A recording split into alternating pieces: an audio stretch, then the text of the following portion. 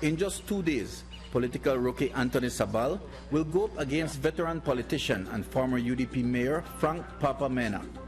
The PUP had actually considered boycotting this election because of a lack of resources, while the UDP is Petro-Carib powered. In this race, Sabal is the definite underdog, but try telling him that. 3 weeks ago, he hit the ground running, and he hasn't stopped since. Very positive, optimistic, and I must say energized. I thought I knew Dangriga, born and grow here, but when you touch base with the people on a house-to-house campaign, you learn so much more, and you feel so much more for them and with them. And it's very positive. As you walk around, my people, they know me, they know what I stand for, and that little phrase I use about somebody have the money but not the man, and we have the man, it is because that was a phrase used by a gentleman to me, that when he saw me campaigning, that was his way of expressing himself that I had his vote. Hi miss, how you doing? We're campaigning on the campaign trail. According to Sabal, there are concerns typical to a town that appears to be suffering from long-term chronic neglect, including, of course, infrastructure and health services. But one of the particular cries of the people, he says, is the lack of jobs, especially for the young. This town has been neglected. Our young people need to be actively involved. They need to be engaged. The other thing they tell us is that we don't want just short-term programs. One other person described, we have roll it and stop it. That when it was time for the town board election, then some money trickle in. We see a few projects.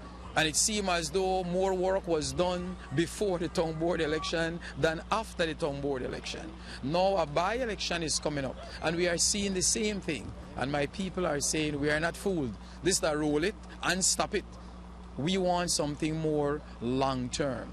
To attempt the improbable, the PUP has had to mobilize its machinery across the country. And even on Sunday, the slowest day of the week, the office in Dangriga was in full gear. Sabal has the help of PUP soldiers like Rodwell Ferguson, who has spent every day of the last month on the ground. I'm trying to see as many people as possible, but there might be 1 or 2 people we miss. And so I depend on their neighbors. Each day, I've been in a different area, and then I begin again on another street. So I have already done a portion of Bengoshe a week ago. Today I'm in another area.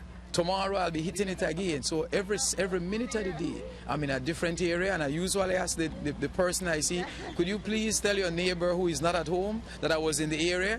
It's not that I wanted to miss anybody, but as I said, I began hitting the ground running, and it was running real fast, trying to see everybody in Dangriga, in Hope Creek, and in Sarawi.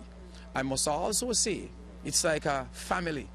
When you see other representatives from other areas, whether they were parliamentarians, whether they are standard bearers, who come in to help to ensure that the message, our message is being sent out there, and we are meeting the people that PUP cares and will be here even after the election.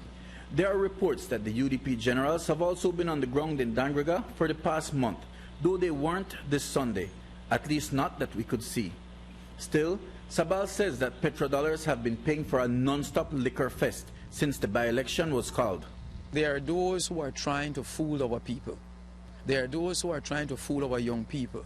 This is not a drink up or a party up. And I am sure that our people are watching. Our people know, and our people in their own way are analyzing. I haven't seen you, but all of a sudden now we have people sitting in Dangriga, sitting at the clubs, buying drinks, and the same people who are drinking are the ones who tell us the roll-it money is being used in the wrong way. In Sarawi, Hope Creek, people tell you about the drains. The rains will be coming. We need drains. The floods will be coming. We need a better education. We need to send more people to school. We need programs. We need industries. Petro-Carib could have been used for so much more. That would have helped also to generate funds, give people a better quality of life. So why should you vote for Anthony Sabal?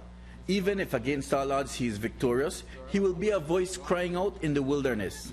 Still, he says it will be a powerful voice, carrying the message of the people.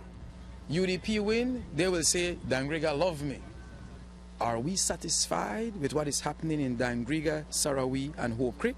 And if we are not satisfied, we need to send a clear message, because what that will do when we win this election, it will mean that the government will have to spend more in Dangriga.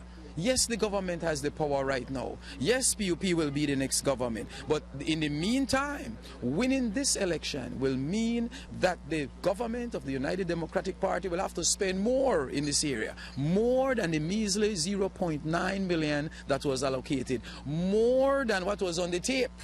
2 million that they seem to be wasting on a BUY election. And we are trying to ensure and reminding our people this by-election is very, very important.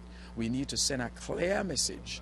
And I will be a voice there, reminding everybody, and there are a lot we could do together. Power to the people! All we saw of Frank Papamena on Sunday was this stage, set up near the entrance to Dangriga, the site of a rally scheduled for Sunday night. Still, there is no doubt that on Wednesday, the full power and might of the incumbent UDP will be in full effect. Mike Rodon for News 5.